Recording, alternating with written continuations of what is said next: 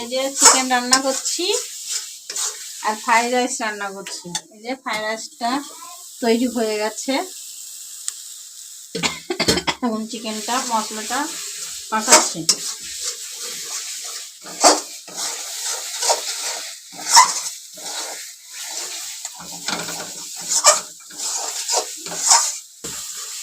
এই যে মশলাটা হয়ে গেছে, এবার চিকেনটা দিয়ে দিচ্ছি। কে কেমন রান্না করো বন্ধুরা আমি তো জানি না, আমি এরকম করে রান্না করি।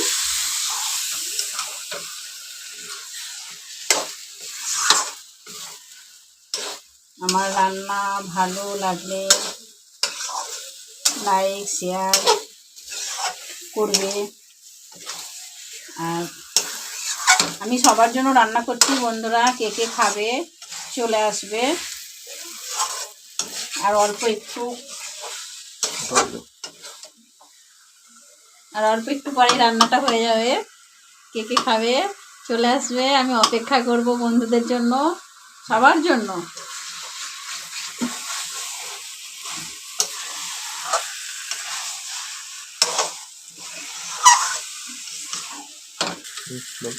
এই যে বন্ধুরা আলুটা দিয়ে দিলাম,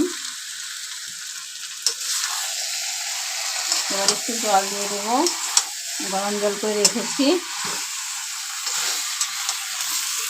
কে কে খাবে তাড়াতাড়ি চলে আসো।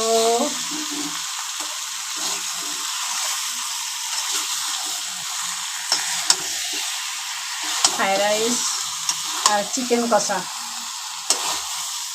আর সালাদ, আর কিছু নয়। এটুকু আজকের দুপুরের মেনু। ফ্রাইড রাইস করে বলেছিলেন যে গরম গরম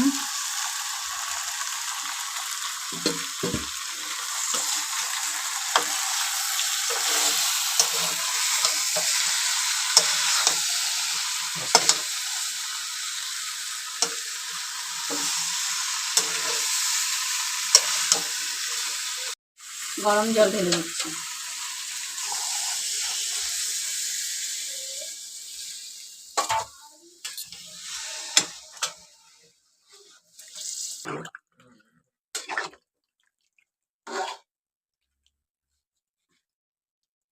কষা কষা করবো, কেননা ফ্রাইড রাইসের সময় খাবো তো, ওই জন্য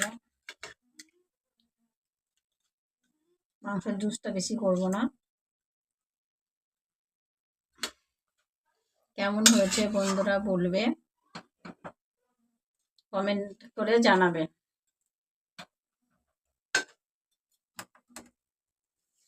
ব্যাস একটু ফোটানোর পর নামিয়ে নেব।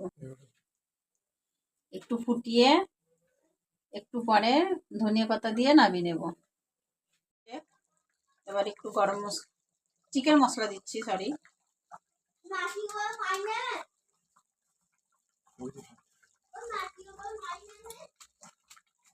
চিকেন মশলা দিয়ে দিলাম,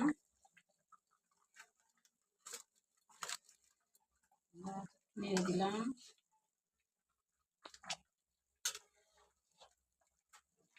একদম রেডি হয়ে গেছে, চলে আসো বন্ধুরা, কে কে খাবে, একদম রেডি।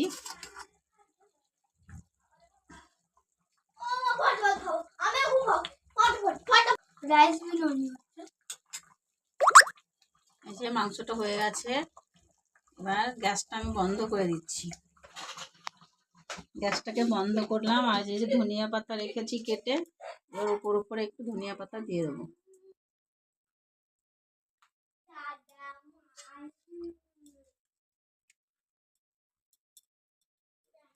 বাস আমার মাংস রেডি হয়ে গেছে বন্ধুরা।